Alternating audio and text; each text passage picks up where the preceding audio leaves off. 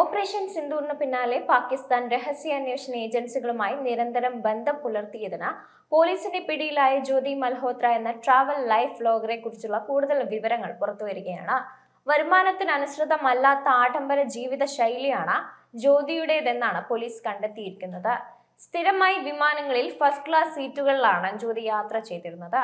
ആഡംബര ഹോട്ടലുകളിലെ താമസം, 5 സ്റ്റാർ നിലവാരമുള്ള റെസ്റ്റോറന്റുകളിൽ നിന്ന് ഭക്ഷണം തുടങ്ങി വരവിൽ കവിഞ്ഞ ചിലവ് ജ്യോതിക്കുണ്ടായിരുന്നുവെന്ന് ഹരിയാന പോലീസ് പറയുന്നു.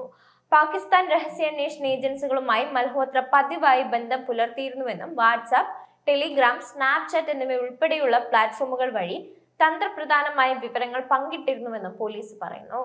ജ്യോതി മൽഹോത്രയുടെ യൂട്യൂബ് ചാനലിനും ഇൻസ്റ്റഗ്രാം അക്കൗണ്ടിനും യഥാക്രമം 3.77 ലക്ഷം സബ്സ്ക്രൈബർമാരും 1.33 ലക്ഷം ഫോളോവേഴ്സുമുണ്ട്.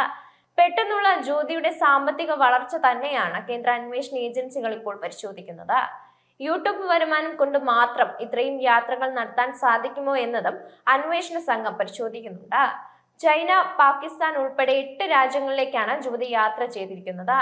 ഇന്ത്യയുടെ പ്രതിരോധ പ്രവർത്തനങ്ങളുമായി ബന്ധപ്പെട്ട ഒരു വിവരവും ജ്യോതി മൽഹോത്രയ്ക്ക് നേരിട്ട് ലഭ്യമായിരുന്നില്ല. പക്ഷേ അവർ പാകിസ്ഥാൻ രഹസ്യാന്വേഷണ ഉദ്യോഗസ്ഥരുമായി സമൂഹ മാധ്യമങ്ങളിലൂടെ ബന്ധപ്പെട്ടിരുന്നു. വ്ലോഗർ, ഇൻഫ്ലുവൻസർ എന്നീ നിലകളിൽ ജ്യോതിയെ പാകിസ്ഥാൻ രഹസ്യാന്വേഷണ വിഭാഗം ഉപയോഗപ്പെടുത്തി എന്നാണ് ഹരിയാന പോലീസിന്റെ നിഗമനം. യാത്രാ വിവരണവും അനുഭവ കഥകളുമായി സമൂഹ മാധ്യമങ്ങളിൽ നിറഞ്ഞു നിന്ന ജ്യോതി ഒറ്റ ദിവസം കൊണ്ട് എങ്ങനെയാണ് ചാരവൃത്തിയിലേക്ക് മാറിയതെന്ന ചോദ്യമാണ് ഉയരുന്നത്.